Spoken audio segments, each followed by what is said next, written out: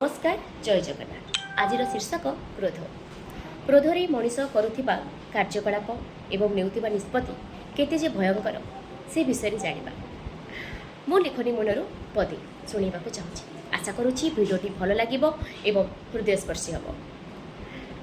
क्रोध अटी साण दिया कातिटी, क्रोध अटी साण दिया कातिटी, फिंगी दिए पदे स्नेह प्रीतिकी।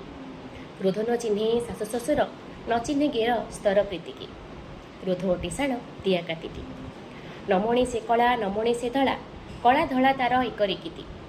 क्रोध अटी साण दिया कातिटी, कथा कहूथिब मापी चुपिकी, क्रोधे नेब नाही केउ कथा मन भीतिकी।